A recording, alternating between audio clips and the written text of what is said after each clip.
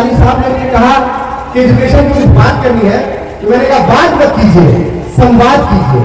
तो मैंने उनको कहा कि इस प्रोग्राम का नाम रखिए शिक्षा संवाद, क्योंकि शिक्षा के क्षेत्र में संवाद खत्म हो गया है, संवादहीनता हो गई है, कम्युनिकेशन गैप हो गया है, हम समझ नहीं पा रहे हैं। इसीलिए आज जरूरत है समाज में संवाद करने की, बातचीत करने की, एक तरफा नहीं होना चाहिए। कुछ हम बोले आप सुनिए, कुछ आप बोले और हम सुने, तो इससे संवाद स्थापित होता है। और जब भी संवाद होता है तो उस संवाद का एक बेहतर परिणाम आता है। परवेश भाई ने पीएचडी ग्रुप ऑफ इंस्टीट्यूशन को स्थापित किया है। इनके लिए मैं यही कहूंगा, एक क्षेत्र के साथ मैं इनकी हौसला अफजाई करना चाहता हूं कि सुनहरे ख्वाब लेकर आ रहे हैं, सुनहरे ख्वाब लेकर आ रहे हैं, नए अहबाब लेकर आ रहे हैं, सुनहरे ख्वाब लेकर आ रहे हैं, नए अहबाब लेकर आ रहे हैं। हमें कतरा समझने वालों, हमें कतरा समझने वालों, देख लो, हम शिक्षा का सैलाब लेकर आ रहे हैं।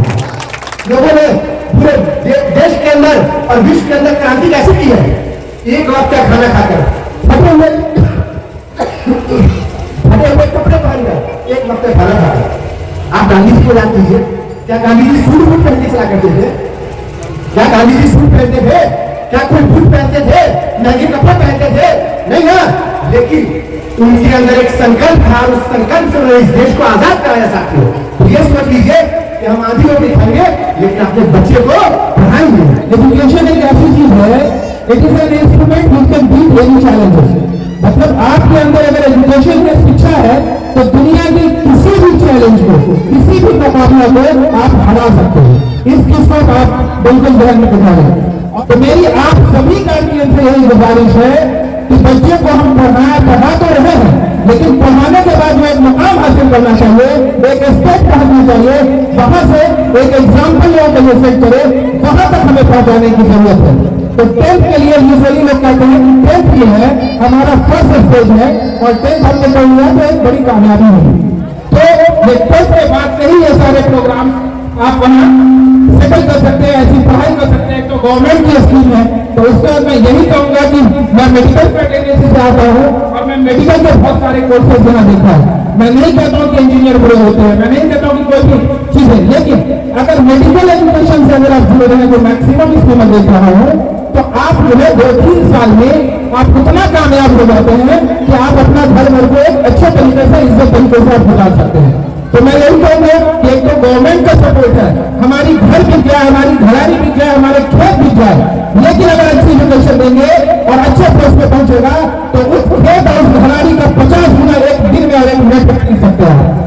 तो सब चीज को कुर्बानी देते हुए अल्लाह के वास्ते बच्चे को अच्छी एजुकेशन दिला दें। बच्चे मैट्रिक और इंटर पास करने के बाद वो कहीं न कहीं गुमराह हो जाते हैं, क्योंकि उनको बताने वाला कोई नहीं है कि मैट्रिक पास करने के बाद उसको क्या करना चाहिए, इंटर पास करने के बाद उस बच्चे को क्या करना चाहिए, जो वो आगे जाकर के उसका करियर सिक्योर हो जाएगा।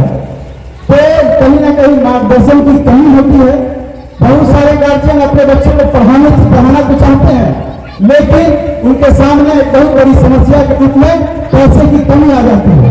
तो वो पैसा न होने के कारण भी बच्चे को आगे नहीं पढ़ा पाते हैं। बहुत बच्चे ऐसे होते हैं जो आगे की पढ़ाई करना चाहते हैं, उनके अंदर काबिलियत भी है, लेकिन पैसे न होने के कारण वो आगे की पढ़ाई नहीं कर पाते हैं।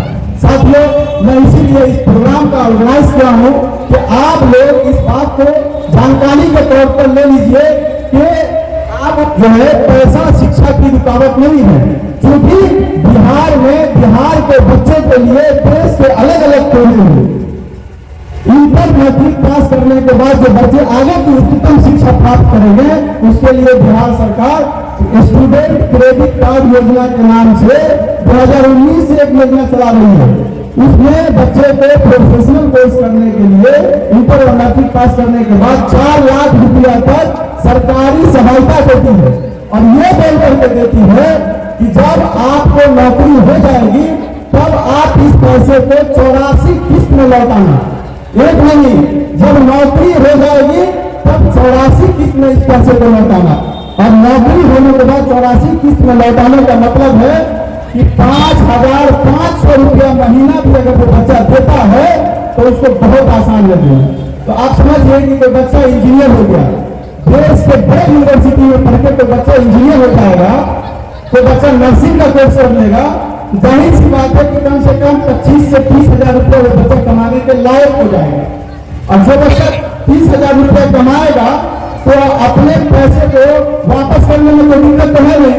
किसी कारणवश अगर वो बच्चा पैसा वापस करने में सक्षम नहीं है तो वो बच्चा सरकार को एक आवेदन दे देगा कि हमने इस विश्वविद्यालय से इस कोर्स को किया था, लेकिन हम उस लायक नहीं है, क्योंकि हमको नौकरी नहीं है, हम जॉबलेस है, तो उस पैसे को वापस करने की मदद नहीं होगी। क्योंकि बिहार के मुख्यमंत्री माननीय नीतीश कुमार जी ने ये बात कही है कि अगर आपको नौकरी नहीं मिलती है तो पैसा वापस करने की आवश्यकता नहीं है, उस पैसे को माफ कर दिया जाए।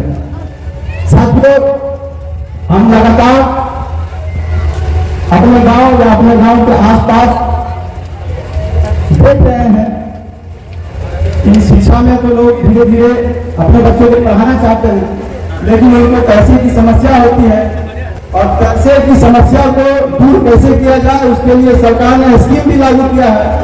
लेकिन हमारे सोसाइटी में इस तरह का कोई ऑर्गेनाइजेशन नहीं होने के कारण लोगों तक उस जो स्कीम है उस स्कीम का फायदा नहीं पहुंच पाता है।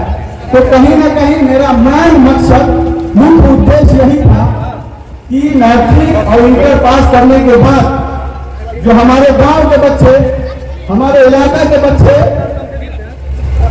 18 साल की उम्र होती है और पासपोर्ट बना करके विदेश चले जाते हैं मेहनत मजदूरी केवल करने के लिए, तो वो आज मजदूर नहीं बनेगा, डॉक्टर, इंजीनियर और पॉलिटेक्निक डिप्लोमा ये सब कोर्स करने के बाद वो जाकर के प्रोफेशनल जॉब करेगा। तो यही हमारा मुख्य उद्देश्य है।